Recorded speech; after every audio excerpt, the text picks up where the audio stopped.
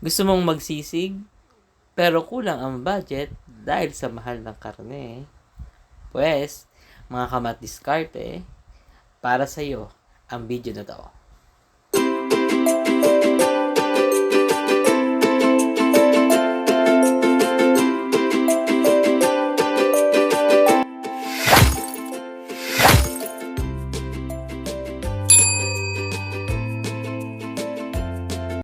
Magandang buhay mga kamat-diskarte.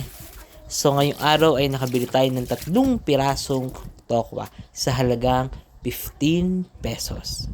So hatiin lang natin ito sa gitna at pagkatapos ay hatiin natin sa 3. Kayo mga kamat-diskarte, anong luto sa tokwa ang gustong gusto nyo? Comment down below para malaman natin kung ano ba ang gusto nyong luto sa tokwa. Paki-comment na rin kung tagasan kayo para malaman natin kung saan umabot ang video natin. So pagkatapos natin hiwain sa 3, so timplahan lang natin ito ng paminta at asin. Pagkatapos, balik rin lang natin ito para manuot sa tokwa ang ating mga nilagay na pampalasa. Iprito na natin ang ating tokwa.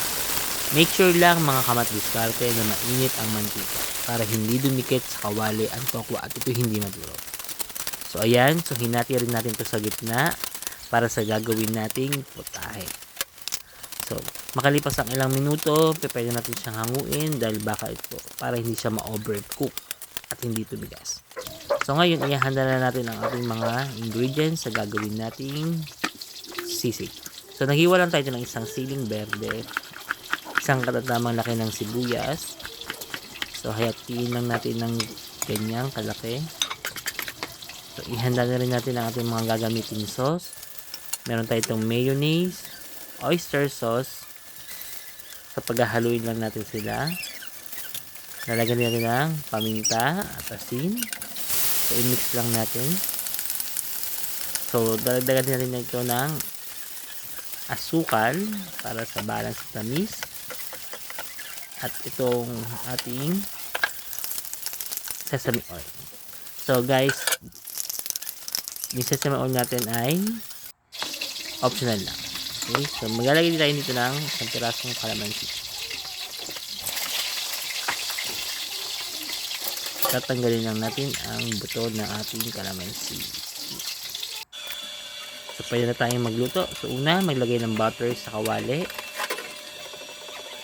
Sunod na igisa ang sibuyas. So halu-haluin lang natin mga kamat-diskarte. Pagkatapos pwede na natin isunod ang siling berde. So gumamit na ako ng siling berde para hindi siya ganun kaanghang, pero mabango siya mga kamat-diskarte. So after nun, pwede natin ilagay yung ating sauce na minix. So yan, halo-halo lang tayo. So mabilis lang ito mga kamat-diskarte. After nun, pwede natin ilagay yung ating piniritong tokwa din. Halu-haluin lang natin hanggang sa mag-well combine yung ginawa nating sauce dun sa ating tokwa. So ayan na mga kamat-diskarte. So luto na siya. Pwede na natin hanguin ang ating tofu sisig. Thanks for watching! Don't forget to subscribe! Bye!